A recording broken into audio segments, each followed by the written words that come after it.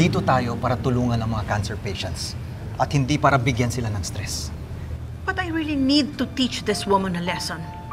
I want her out of this event because she doesn't share the same vision. Tita. Ate, hindi pwede. She's still part of the board. Oh, you see?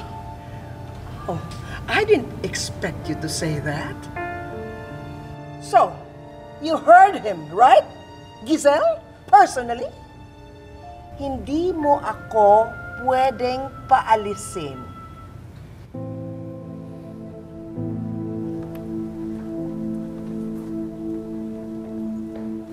Madam, mabuti pa mag-selfie tayo para lalo tayong gumanda, lumabas ang kagandahan mo, di ba?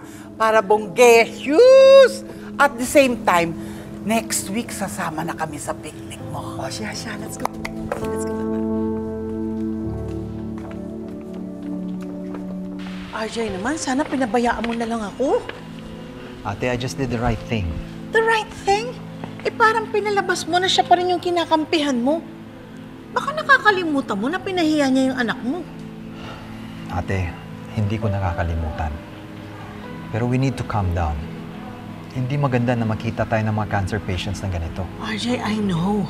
But that still doesn't change the fact that you're treating her nicely. Impacto yung babaeng yan eh. Dapat sa kanya bumalik siya sa kung saan siya nanggaling. Ate, huwag na natin siya patulan. Matanda na siya eh. At sa nakikita ko, hindi pa rin siya nakaget over sa nangyari kay Moira. Namatayan siya ng anak eh. Kung magiging masama ako sa kanya, di maniniwala siya sa sinabi ni Moira sa kanya na masama tayong tao. Masama tayong tao? RJ, nadidinig mo ba ang sarili mo? You're saying this in front of Annalyn? We both know that that is not true. Tita, sa totoo lang po, naintindihan ko rin po si tatay eh. Ayaw niya po kasi ng gulo. Whatever. My perspective still remains the same. I want that woman out of Apex.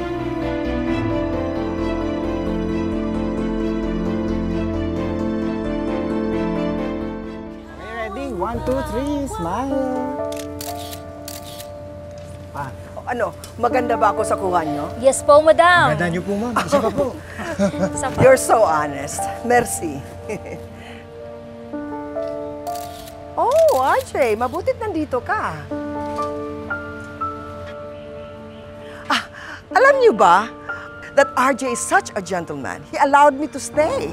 Kahit may isa dyan na itching to kick me out.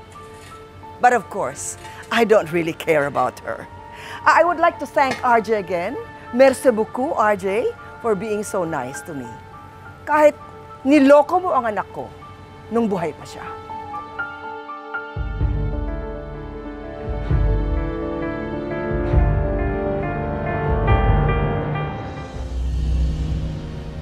Pwede ho ba kayong makausap? Can you leave now? RJ wants to talk to me. So, bakit mo ako gustong kausapin? Do you want to be close to me? No. Hindi yan ang intensyon ko. As much as possible, I want to be nice to you. Gusto kong tratuhin kang tao. Kaya, kung pwede sana, tratuhin mo rin kami na parang tao. I know what you did to Annalyn.